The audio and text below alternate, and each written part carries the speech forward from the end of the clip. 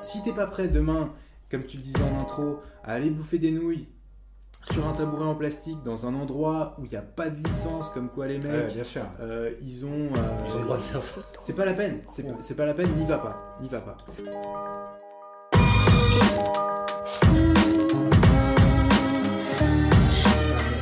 Alors ce que je t'ai amené, qu'est-ce que tu penses que c'est déjà? Tu penses que c'est un vin fancy Non, je pense pas que ça soit un vin en fait. Je pense que c'est quelque chose de particulier.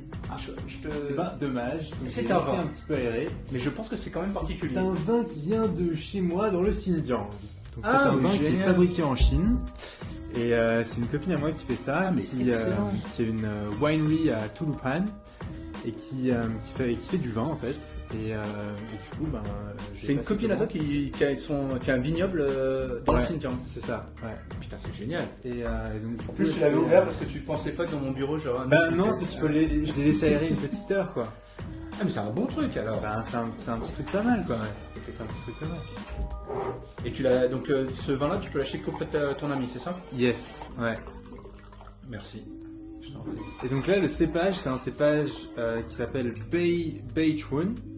Et c'est un cépage qui vient, le raisin vient exclusivement du Xinjiang. Et c'est un mélange, celui-là, c'est un mélange moitié muscat et moitié, moitié muscat et moitié vraiment original du Xinjiang. Et là, on est sur un tanin assez fort et des earthy notes. Et j'ai un Cabernet Sauvignon que je me suis envoyé hier soir. Et j'ai encore deux autres trucs. Donc voilà, Puchang Winery. Et bah voilà. Definitely to check out. Et bah la tienne. Cheers. Merci. Je pense que tu prends une bouteille, c'est bien. Enfin, il est puissant quand même, non? Je trouve pas. Ouais, si, je pense, ouais. Ah, il y a du corps, comme on dit. Il y a du ki. Donc, Nicolas, bienvenue. Hein bienvenue sur le podcast Backstage. Pardon. À part ta passion dans le vin, on va essayer de parler d'un petit peu d'autre chose. En tout cas, c'est pas une. En fait, tu m'avais dit que tu amènerais quelque chose, et parce que j'ai découvert un truc chez toi depuis qu'on se connaît, c'est que tu es un gros foodie. Tu es quelqu'un qui aime les bonnes choses, qui aime bien manger et je pense aussi du coup bien boire, et que t'hésites pas à aller essayer des trucs nouveaux. Et c'est ça qui est intéressant. C'est vrai, j'adore essayer des trucs nouveaux et c'est vrai que je voyage assez souvent en Asie et que j'adore essayer les trucs locaux. J'aime pas me coltiner à tout ce qui est chaîne internationale de bouffe, etc. J'aime vraiment essayer tout ce qui est un petit peu, que ce soit street food ou hole in the wall, tous ces genres de choses. C'est vrai que ton Instagram il est plein de bols de nouilles, plein de trucs où tu imagines le restaurant avec les tabourets en plastique où tu as les genoux un peu au-dessus des coudes. Entre autres. Ouais, c'est ça. Ouais, c'est d'ailleurs assez. Du sud-est, quoi. Ouais, c'est ça. C'est d'ailleurs assez marrant parce que je sors le téléphone au milieu de gens qui ont pas trop l'habitude et je prends des photos et ça fait marrer les gens. Donc, ça fait marrer les gens, ça intéresse du monde, donc c'est top. J'aime bien. Alors justement, on va peut-être déjà un peu parler de toi et pourquoi en fait tu te retrouves à aujourd'hui dans ce podcast. En fait, moi, ce qui m'intéresse, c'est le fait que tu voyages, tu as un terrain de jeu qui est assez sympa, qui fait peur, je pense. Qui fait peur, ouais, qui me fait peur aussi. Ouais. Du haut de tes 24 ans et demi.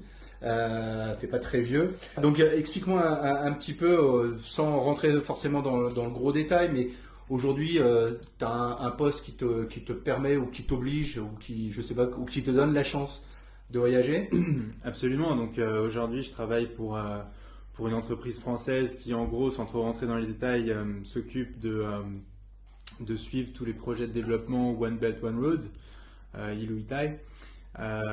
Et donc ça m'amène dans une zone qui est extrêmement vaste, qui fait donc du Kazakhstan, Corée, Japon, toute l'Asie du Sud-Est et également quelques autres îles où il y a des investissements en infrastructure, comme par exemple la Nouvelle-Calédonie où il y a énormément de minerais de nickel, les îles Fidji où il y a des mines d'or et la Polynésie où il y a énormément de contrats avec l'armée qui est obligé d'utiliser, qui est obligé de faire appel à de la construction, ce genre de choses pour leurs infrastructures. Et donc, toi, est-ce que tous les travaux enfin tous les marchés que tu vises, est-ce que c'est en lien avec des travaux entre la Chine et ces pays-là, ou c'est simplement lié à ton entreprise et que du coup tu vas dans ces marchés-là parce que tu as des distributeurs, c'est des clients, ce genre de choses, on est d'accord? Les deux sont liés en fait, c'est-à-dire que moi, c'est vrai que s'il n'y a pas de projet chinois aujourd'hui de développement d'infrastructure, aujourd'hui les projets Itailu, c'est des projets où en fait c'est le main contractor va être Ok. un contracteur chinois et celui-là il achètera jamais vers nous en local toutes ces solutions de sécurité. Mais par contre, les subcontractors vont être plus des locaux ou des entreprises un petit peu plus internationales. Parce que voilà, les constructeurs chinois ils sont très bien, mais parfois ils n'ont pas le savoir-faire Mhm. sur un truc en spécifique. Et là, les subcontractors, que ce soit par exemple Vinci, Bouygues, POSCO, Kobayashi, etc., eux, ils achètent et donc c'est plus facile de D'accord. teamer avec eux et de. Donc toi, aujourd'hui, tu voyages énormément. On rigolait l'autre jour que je crois que tu avais fait t'as fait combien de pays la semaine dernière, par exemple? 5, ouais. 5 pays. Ouais. Donc c'est un peu une semaine normale chez toi. 5, 6, ouais. 5-6 en moyenne, c'est ça? Ouais, Tu disais que tu fais combien de pays dans l'année? Dans l'année, je sais plus le nombre de pays, je pense que ça doit tourner à entre 20 et 25. Mais là, j'ai commencé à traquer en fait un petit peu tous mes voyages. Et je suis à quasiment 400 heures depuis le 1er janvier 2017. 400 heures dans les airs. 400 heures dans les airs, ouais. Donc D'accord. 400 heures vraiment dans les airs. Donc c'est à Ok. peu près, je crois que c'est à peu près, j'ai regardé de mémoire comme ça, c'est 16 jours passés, donc 16 fois 24 heures à juste à être dans l'avion, quoi. Pas mal, pas mal. Ouais. Alors justement, on rigolait tout à l'heure, mais du coup, tu as quel âge aujourd'hui? Alors aujourd'hui, j'ai 24 ans plus la TVA, ce qui fait que j'ai 30 ans. Donc, tu as 30 ans. Ouais. Comment on arrive à un boulot? Quel est ton parcours? J'ai vu que tu as grandi en Australie, donc tu as déjà grandi dans l'international un petit peu. Tu as fait des études et j'ai vu que tu es passé par l'Inde aussi. Tu as fait quel pays? Comment tu t'es retrouvé à grandir dans tous ces pays-là? J'étais pas du tout destiné, je pense, à avoir un parcours vraiment à l'international. En fait, ce qui s'est passé, c'est que j'ai fait un séjour au Sri Lanka pour apprendre l'anglais parce que j'avais un ami de mon père qui était là-bas, qui s'occupait d'apprendre à l'armée sri-lankaise pendant la guerre civile comment déminer les mines antipersonnelles qui avaient été posées par les Tigres tamouls. Et je suis allé là-bas en échange, je suis allé là-bas en échange de vacances, quoi. Et j'ai vraiment adoré. J'ai trouvé que les gens étaient très sympas, etc. Même si c'était vraiment chaud. C'était vraiment chaud. Donc à l'époque, tu vivais en France et tu es parti en échange au Sri Lanka. Ouais, je suis parti en vacances En vacances au Sri Lanka et tu as pendant appris 10 l'anglais mois. là-bas, quoi. Et après, j'y suis retourné donc pour apprendre l'anglais. Et en fait, tous les gens là-bas partaient faire leurs études en Australie. Et l'Australie, c'était vraiment un truc qui m'avait pas du tout. C'était pas mis sur ta la liste, puce à l'oreille, quoi. c'était pas du tout sur ma liste. Mais en même temps, je voulais absolument pas faire de prépa. Je voulais trouver quelque chose pour ne pas faire de prépa. Et donc arrivé en première terminale, j'ai dit à mes parents, voilà, ce sera l'Australie. Et donc je suis parti en Australie comme ça. Je suis arrivé en 2007 à Sydney avec un anglais appris au Sri Lanka, donc du coup Avec un petit accent. un petit accent. Et donc je suis arrivé là-bas et j'ai vraiment adoré. C'était un environnement qui était super international. L'Australie, en tout cas Sydney, c'est entre 60-70% asiatique. Ouais. Donc c'est vraiment un endroit pan-asiatique où tu rencontres vraiment déjà toutes les nationalités du monde, mais vraiment avec un énorme focus. C'est vrai qu'il y a un gros melting pot. Ouais, C'est un énorme melting pot, c'est un énorme melting pot. Et donc voilà, j'ai vraiment grandi dans ce melting pot-là. Ça m'a donné une vision sur le monde que j'avais pas avant, qui était complètement différente. Et avant ça, tu avais grandi en France. Tes parents n'avaient pas forcément de travail, ils ne travaillaient pas à l'international. Alors mes parents ont tous deux travaillé à l'international, mais Ok. par contre j'ai grandi en Tu as France. grandi en France. Ouais. Et donc tu es arrivé en Australie tout seul. Tu as Je suis arrivé en décidé de sortir Australie des tout seul. études. Ouais. Exactement, ouais. Je suis arrivé en Australie tout seul, je suis arrivé avec ma valise à la porte d'entrée et je partageais ma maison avec 2 Indiens, un Népalais, un Singapourien. Ah bah voilà. Et voilà, et tous les jours j'en prenais plein les yeux. Tu viens d'où? Je viens du Vanuatu. Et toi tu viens d'où? Papouasie-Nouvelle-Guinée. Et toi d'Afghanistan. Et donc non, voilà, c'était vraiment super en termes de vraiment d'ouverture sur le monde. Puis après, la qualité d'éducation en Australie est quand même assez réputée. Donc moi je suis resté en tout cas là-bas 6 ans. un peu plus de 6 ans. Ouais. Donc tu as fait tout ton parcours, donc tu as fait quoi? Tu as fait université ou lycée aussi? J'ai fait université là-bas, tu as fait toute l'université et j'ai fait des stages aussi là-bas. D'accord. Voilà. Et puis après, l'Australie c'est sympa, mais moi j'aime bien, je suis quelqu'un d'assez dynamique, j'aime bien les choses qui bougent.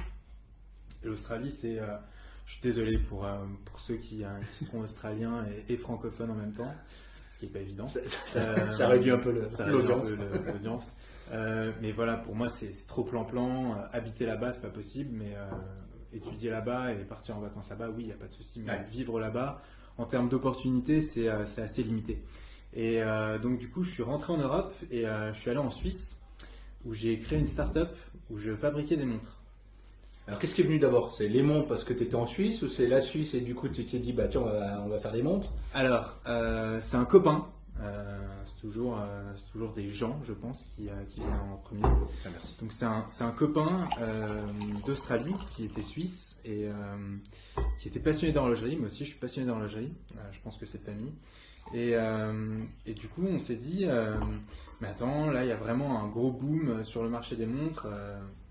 Extrêmement spéculatif parce que c'était dopé par la Chine. Ouais. Ça ne dit pas qu'on fasse de l'assemblage parce qu'en fait à l'époque on parle de vraies montres, enfin les montres avec pas de la montre électronique à la Apple quoi. Ouais, non. Okay. On parle de vraies montres mécaniques et en fait l'idée c'est que si tu veux à la base à cette époque-là des grands groupes ou des grandes marques avaient des soucis au niveau de leurs ateliers, ils n'arrivaient pas à remplir le carnet de commandes. Donc c'est-à-dire que ils avaient 1000 montres à assembler et peut-être que ils arrivaient que en faire 600, 700 en interne. Okay. Donc ils étaient obligés de sous-traiter l'assemblage. Donc nous ce qu'on a monté c'était un atelier d'assemblage et puis après on a vu que c'était pas mal. On voyait à peu près ce qui se vendait. On s'est dit qu'on allait faire notre marque de montre. Donc voilà, on a fait ça. Ça a duré à peu près 2 ans. Puis après on est passé à autre chose. Moi je suis rentré en France et donc j'ai fait un concours passerelle pour faire mon école de commerce et j'ai fait mon école de commerce à Paris et puis après ça je suis parti donc en échange effectivement en Inde et en Chine j'ai vu ce qu'était Shanghai. J'ai toujours été depuis mes jours australiens amoureux de l'Asie et de la Chine en particulier. Et en ayant vécu à Shanghai pendant mon échange, je me suis dit, c'est là que je veux être. C'est là que je veux être. Et donc, je me suis dit, le premier VIE qui m'amène à Shanghai, je le prends. Et donc, voilà, c'était ce poste-là, très international, très régional plutôt. Exactement, ouais. Et c'est vrai que. C'est vrai que, tu sais, quand je suis tombé sur l'annonce, je pensais que c'était une arnaque en fait. Et c'était vraiment. Je me rappelle, c'était en cours de droit et j'ai un pote qui me dit mais non mais pense pas comme ça, va voir, peut-être que c'est réel, on ne sait jamais quoi. Et j'y suis allé et évidemment le discours était vraiment c'était énormément d'autonomie, c'était beaucoup d'international, c'était vraiment tout ce que je voulais quoi. Et donc j'ai pas hésité quoi. J'ai pris la décision, j'ai foncé donc j'ai lâché mon appart, j'ai tout lâché. T'as débarqué en Chine. J'ai débarqué en Chine, voilà. Voilà, alors nous ce qui va nous intéresser un petit peu plus alors je te connais un petit peu mais je te connais pas non plus je connais pas tous les détails de ta vie et en fait on a finalement toujours parlé à peu près de la même chose ensemble, c'est-à-dire beaucoup finalement de voyages. Moi tu as bien compris que ce qui m'intéressait chez toi c'est le fait que tu voyais tous ces différents pays et du coup tu passais ton temps à passer d'une culture à une autre, à rencontrer des gens d'une culture à une autre. Le lundi tu vas être en Nouvelle-Zélande peut-être et puis le mercredi tu peux aller au Népal ou au Bhoutan, enfin ça fait partie je crois des pays sur lesquels tu joues un petit peu en ce moment et du coup pour moi ce qui m'intéresse c'est ton côté très entrepreneurial. Je pense que tu as un esprit qui est fait où tu vas essayer de trouver des solutions, tu réfléchis toujours en disant tiens j'identifie un problème, il y a peut-être une solution à mettre en place et moi ce qui m'intéressait en premier lieu c'était peut-être de savoir tous les gars avec lesquels tu travailles dans tous ces pays-là sont finalement beaucoup des entrepreneurs aussi. C'est des mecs qui ont monté leur petite société de distribution. Ouais. Et finalement, je ne sais pas, quelles sont les grosses différences pour commencer que tu pourrais voir entre un entrepreneur que tu vas trouver, tu parlais de Vanuatu aux îles Fidji ou à Tahiti, où je crois que tu passes pas mal de temps aussi, et ces gars qui vont être peut-être plus basés en Inde ou l'Afghanistan. aujourd'hui, l'entrepreneuriat, en fait, est-ce que pour toi, tu vois quelque chose qui est en commun ou des grosses différences entre tous ces pays-là? Je vois plus de choses en commun que des différences, parce que des différences, évidemment, on peut les lister, mais elles sont finalement assez intrinsèques par rapport Ouais. à ce que... C'est une problématique temporelle, d'actualité. Enfin, c'est des pays aussi qui parfois sont en Absolument. difficulté. Donc, Absolument. Par contre, au niveau de l'ossature et des points communs qu'ils peuvent avoir, oui, ce sont des gens sont des gens qui prennent des risques, ce sont des gens qui ont un mindset particulier, ce sont des gens qui ont un mindset international, ce sont des gens qui ont envie de réaliser des choses. Comme tu le dis, c'est des gens qui pensent, ben voilà, problème, ou en tout cas demande, solution. Oui. Il faut faire quelque chose. Ce sont des gens qui sont assez orientés aussi sur l'humain, qui reconnaissent vraiment la valeur de la relation. de la relation. Et c'est vrai que cette région-là, en fait, bon, on voit en Asie, hein, tu vois, en Chine déjà comment ça se passe, mais en Asie du Sud-Est, c'est aussi beaucoup comme ça. C'est vraiment lié à la famille, aux relations de la famille, qui tu connais, qui est-ce que tu connais dans ce domaine-là. Et ça c'est important. Complètement, je pense que le confucianisme a une influence bien évidemment sur la Chine, mais pas que, parce que aujourd'hui, moi je vois par exemple en Thaïlande, c'est la première communauté d'Overseas Chinese. Donc il faut savoir qu'en fait 40% de la Thaïlande sont des Chinois. Ah oui. Donc c'est des deuxième, troisième, quatrième, etc. génération de Chinois, mais ce sont des Chinois. Donc ça se ressent en fait dans leur manière de faire, dans leur manière de faire du business. Ouais. La relation, comme tu dis, c'est quelque chose de très important. Il y a souvent un décisionnaire. C'est lui qu'il faut convaincre. Bien sûr. Tu dois aller dîner avec lui. Tu dois établir vraiment une relation limite. Ouais. Enfin, c'est même pas limite, c'est tu dois établir une relation Ouais. personnelle. Ouais. Moi, tous les mecs avec qui je fais du business, ils savent où je vais en vacances, ils ont mon numéro. Ils ont vu les photos, j'imagine. Enfin, tu tu vois, vois les bien sûr. photos, etc. Ouais. Et si tu as une approche, je dirais, un peu trop franco-française ou en tout cas vraiment occidentale, où tu dis bah non, business is business, et puis bah voilà, j'ai mon temps pour le leisure, etc. Tu peux arriver à des choses, bien sûr, tu peux toujours arriver à tes fins, mais ce sera plus dur et puis tu n'auras pas le même degré de confiance en fait. Qui parmi finalement tous les entrepreneurs, on va les nommer comme ça, hein, parce que c'est plus simple, mais toutes ces personnes avec qui tu as travaillé, ces entrepreneurs finalement, est-ce qu'il y en a au cours de ça fait 3 ans maintenant, je crois que tu fais ça quasiment, hein. Ouais. Est-ce que tu en as qui t'ont vraiment marqué en disant voilà, ceux-là ils viennent de loin et franchement ce qu'ils ont réussi à faire, Ouais. chapeau quoi, tu vois. Ouais.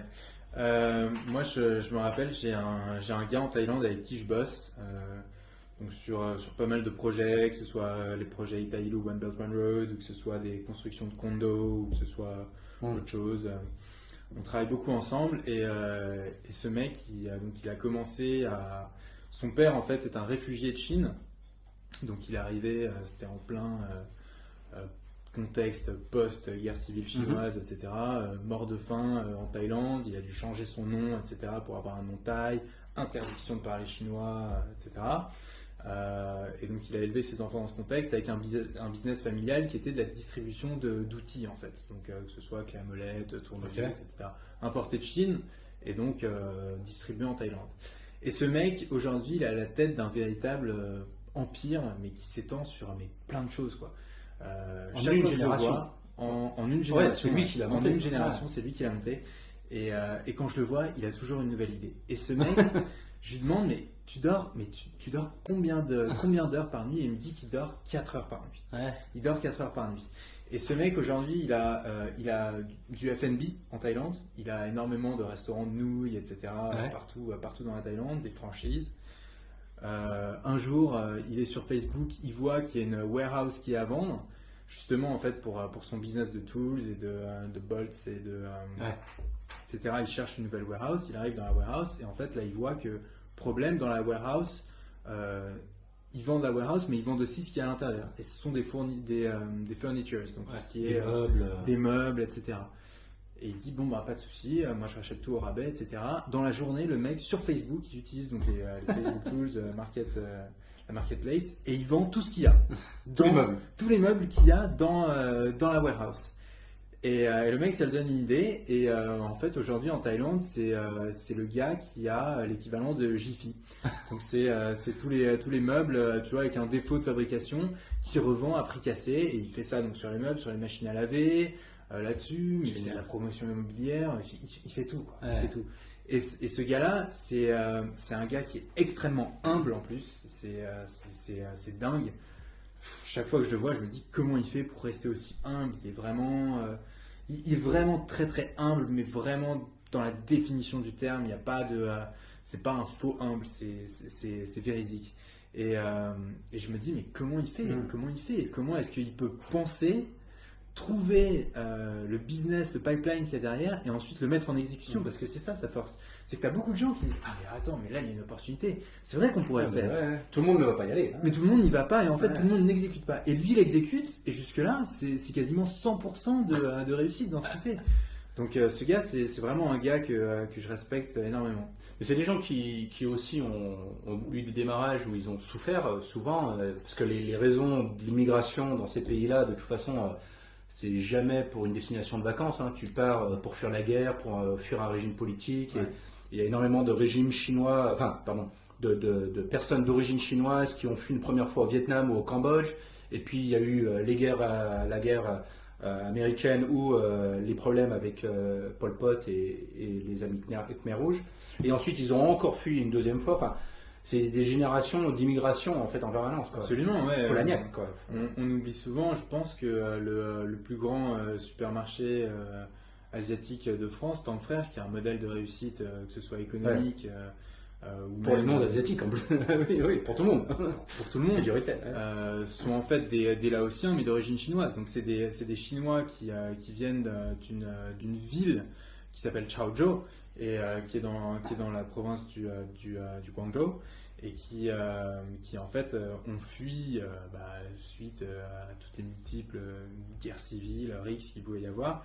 On fuit d'abord au Laos, et puis après, pendant la guerre du Vietnam, qui a débordé bien sûr sur le Laos, sont partis en France en tant que réfugiés. Donc moi, c'est ça qui m'inspire au quotidien, en fait, de voir des gens qui ont autant souffert, arriver dans un endroit, bosser, mais vraiment, mais comme des acharnés, et puis après, voilà. Toujours innover, pas se relâcher en fait, c'est toujours innover, penser comment est-ce qu'on peut faire plus, comment est-ce qu'on peut aider, comment est-ce qu'on peut trouver des solutions pour les gens, et ça vraiment ça m'inspire. Ouais. En plus c'est souvent des gens qui déjà ont le sourire, ils gardent le sourire, ils gardent la pêche, ils sont pas trop là à se plaindre parce que de toute façon aujourd'hui c'est tellement mieux que ce qu'ils avaient avant, donc si tu veux c'est vrai que ça c'est inspirant.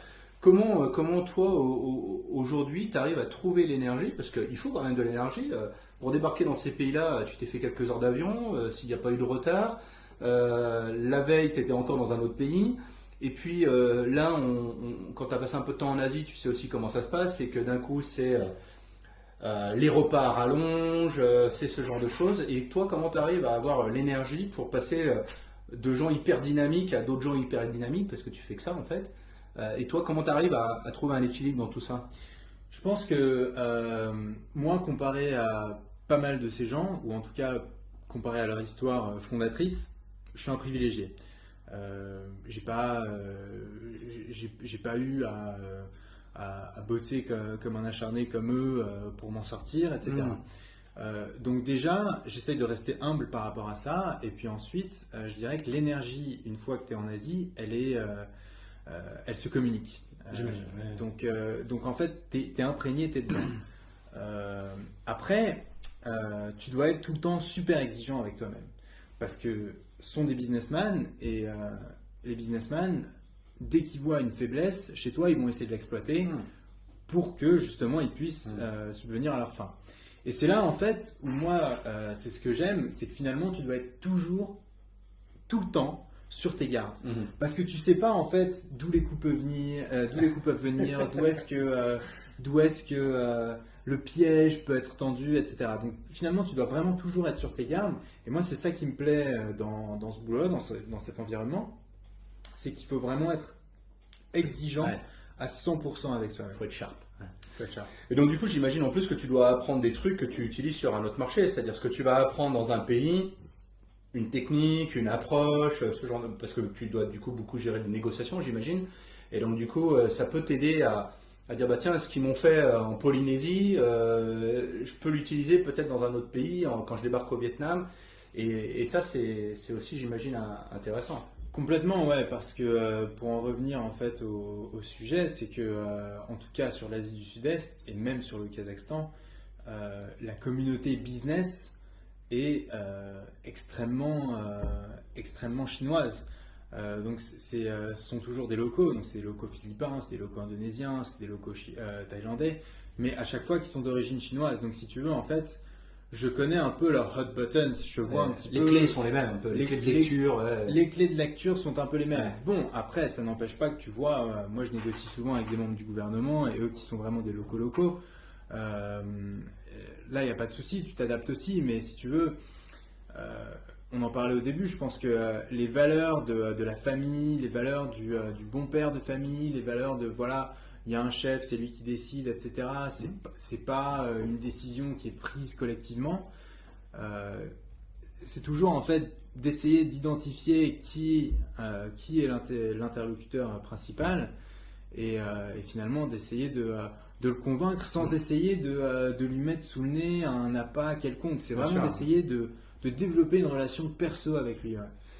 De toute façon, dans ces régions-là, encore une fois, on sait que ça passe par le relationnel, on sait que ça passe par là, donc il faut d'abord, on en parlait dans un autre podcast, c'est qu'il y a une histoire de vraiment de créer la relation, qu'en Chine, mais c'est pareil en Asie, il n'y a pas de raccourci dans la manière de créer une relation, il n'y a pas de choses qui vont arriver en 2 jours, ça n'arrive pas, quoi. Ça n'arrive pas. Et du coup, alors toi, quels sont les pays avec lesquels, ou les cultures avec lesquelles pour toi, avec l'expérience que tu as, elles sont peut-être un peu plus difficiles peut-être. Alors, est-ce que c'est en tant que Français ou est-ce que c'est juste perso? Est-ce que tu as des endroits où tu as plus de mal, où tu dis c'est plus fermé, plus compliqué? En tant que Français, je pense que je suis quand même assez dilué pour un Français, mais Très français. je pense que oui, il y a des cultures sur lesquelles en Asie j'ai un peu plus de mal que d'autres. Peut-être notamment Singapour, parce que c'est un petit îlot à part, Ouais. sur lequel en fait c'est assez rigide. C'est beaucoup plus aseptisé. Mhm.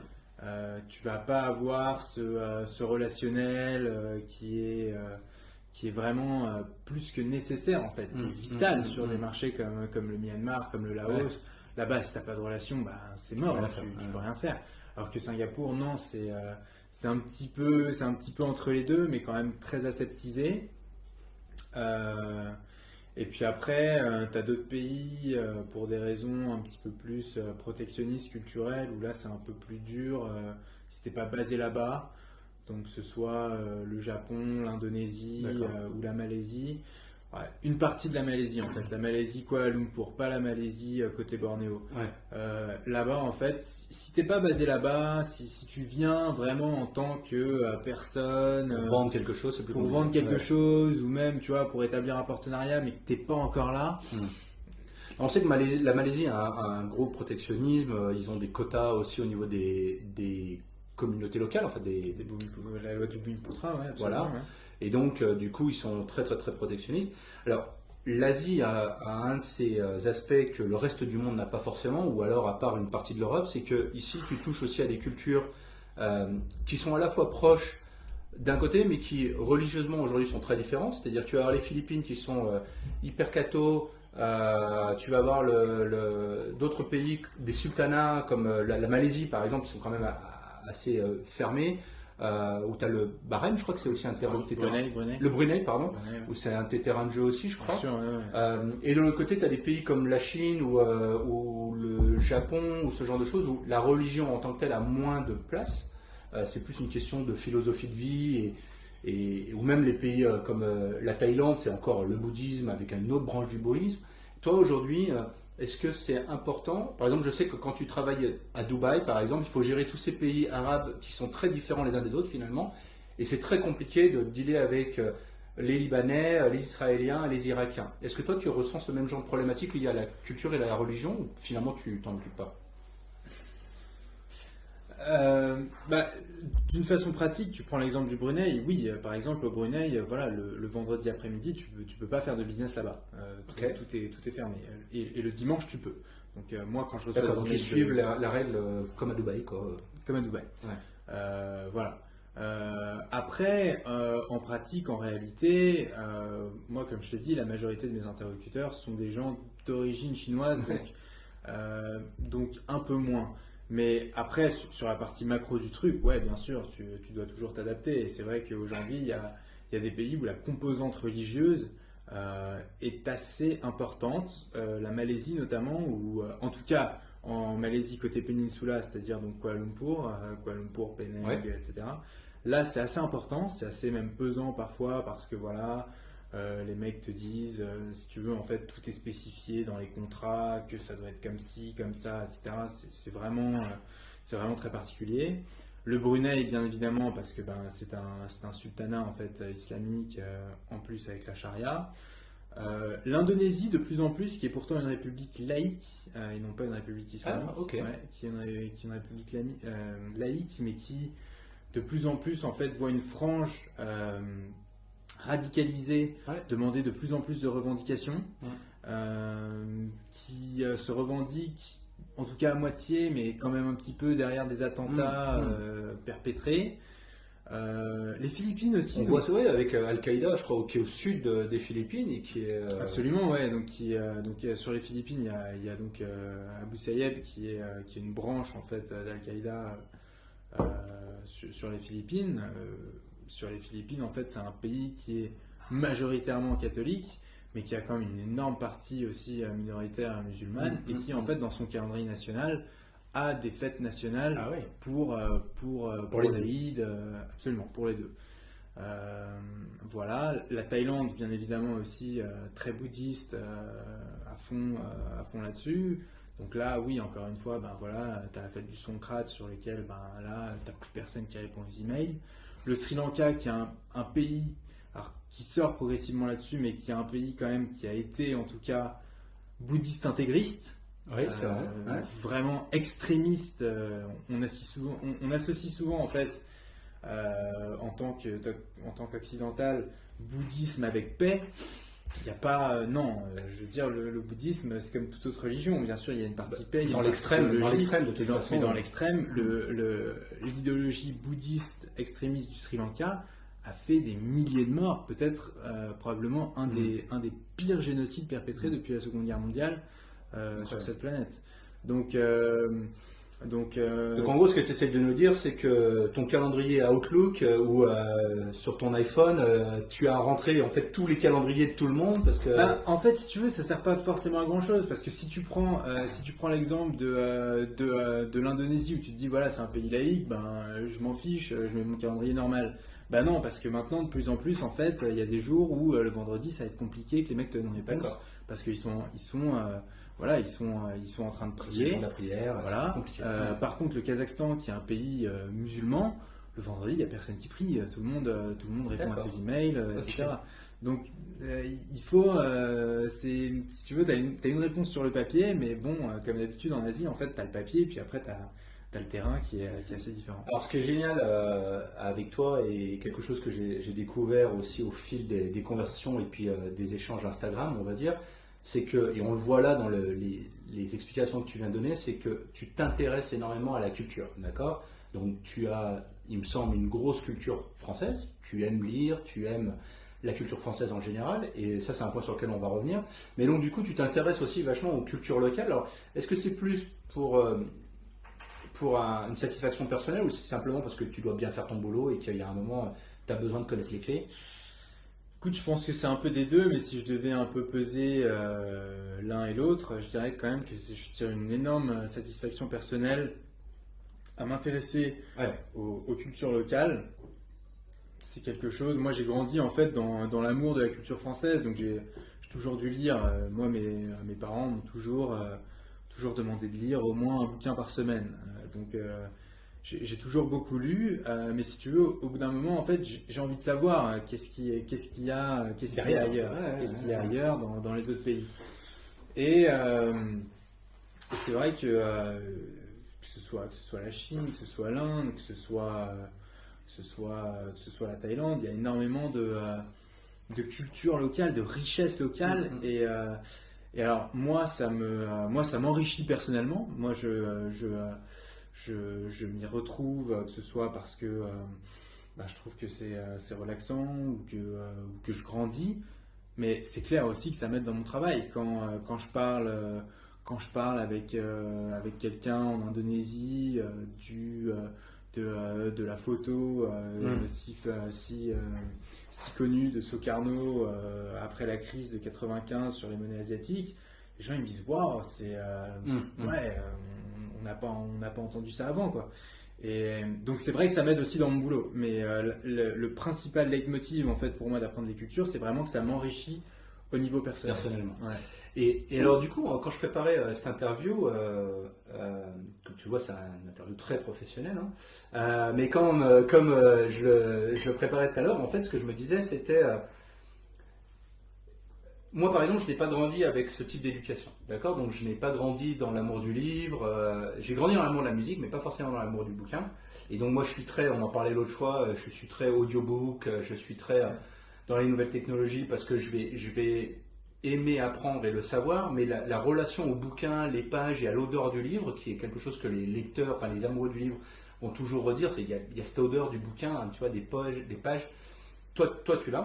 Et en fait, quand je préparais l'interview, je me disais, mais finalement, de passer d'une culture à une autre en permanence, est-ce que tu n'as pas un besoin à un moment de te dire, bon, attends, il me faut ma base à moi.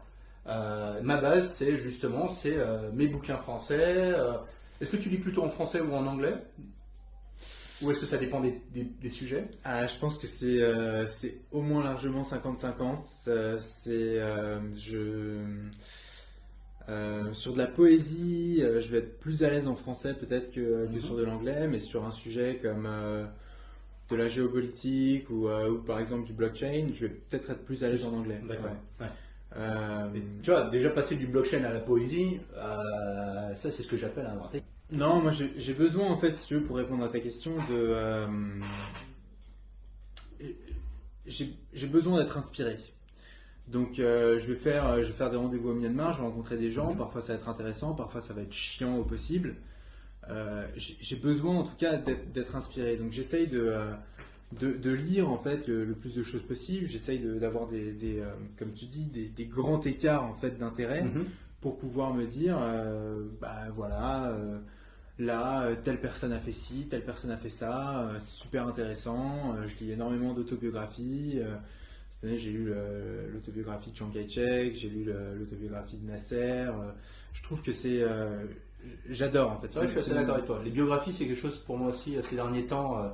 Je prends vraiment du plaisir à retrouver comment ils en sont arrivés là, ce qui est un peu l'idée aussi de la conversation aujourd'hui. Complètement, ouais, et c'est quelque chose qui pour moi me fait déconnecter. Là en ce moment en fait je fais du théâtre à Shanghai avec la troupe francophone, on fait une pièce en avril, donc j'ai un peu moins de temps de lire, plus de temps justement pour mémoriser mon texte. Mais le fait en fait aussi d'être un personnage, de comprendre le personnage, de savoir en fait qu'est-ce qu'il fait, qu'est-ce qu'il veut, qu'est-ce qu'il a envie de faire dans la vie, etc., quelles sont ses aspirations. C'est quelque chose aussi qui me permet de déconnecter et qui me met en confiance, qui me permet vraiment, en fait, le mot c'est de me ressourcer. Je me ressource vraiment à travers la lecture. Ouais. Alors, dans les rapid fire, on va dire dans les questions un peu de la fin et pour essayer de rentrer un peu plus dans le sujet, aujourd'hui, donc toi, tu as même si aujourd'hui tu es en poste, etc., tu as un état d'esprit très ouvert, tu es à la recherche de la culture et ce genre de choses et aussi de l'entrepreneuriat. Tous ces gens qui veulent faire du business dans cette zone-là, tous les gens qui pourraient demain, comme toi tu as fait dans ton cours de droit, tomber sur une annonce de VIE avec un truc où tu deviens platinium en 3 ans, en un an, platinium en un an. Qu'est-ce qu'il leur faut en fait? Quelle est la boîte à outils? Comment on se prépare à ce genre de choses? Je pense que ce qu'il leur faut, c'est 2 choses. La première, c'est déjà de croire en eux, de croire en eux-mêmes, de croire en leur qualité, de ne pas écouter ce qu'on leur a dit. Non, mais toi, tu comprends. avec ton profil, avec tes notes, avec ton parcours, ça il faut l'oublier. Ouais. Je pense que c'est déconnecté du monde réel.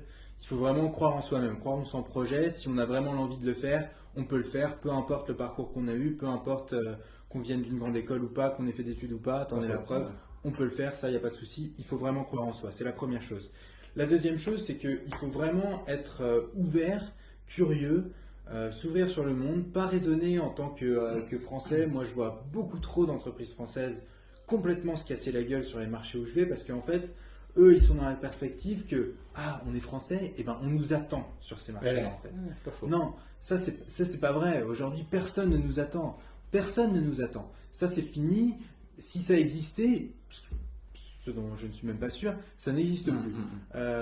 Donc en fait, aujourd'hui, il faut vraiment montrer son cœur, montrer qu'on est ouvert et vouloir faire du business avec les gens et vouloir développer une relation personnelle avec ces gens-là. Donc si tu n'es pas prêt demain, comme tu le disais en intro, à aller bouffer des nouilles sur un tabouret en plastique dans un endroit où il n'y a pas de licence, comme quoi les mecs, bien sûr.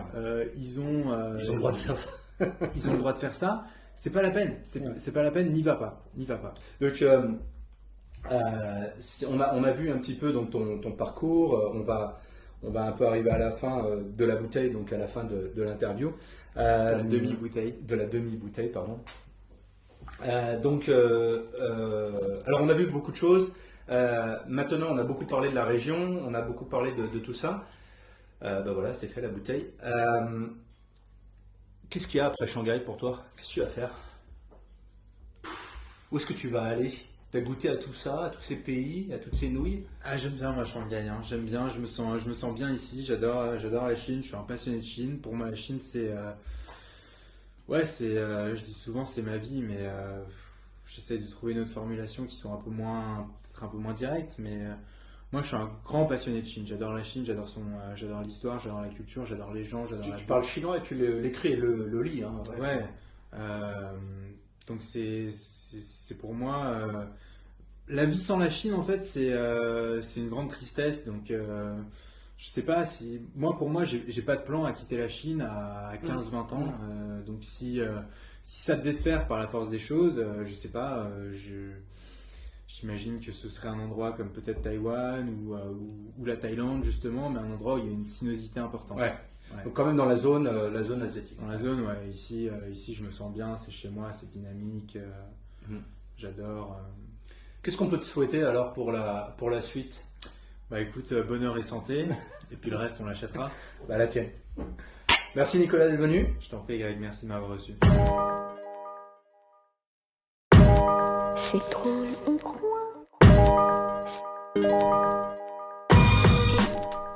J'espère que cet épisode vous a plu, et si c'est le cas, je vous invite à liker et à noter cet épisode sur la plateforme de votre choix, que ce soit iTunes ou sur votre application Android. La meilleure manière de vous tenir informé, c'est en visitant NextStepFR, FR pour France, sur Facebook, et bien sûr sur notre site internet nextstephub.com/fr. En attendant, merci encore, partagez l'épisode à votre entourage, et puis à très vite pour un prochain épisode de Backstage by Nextstep.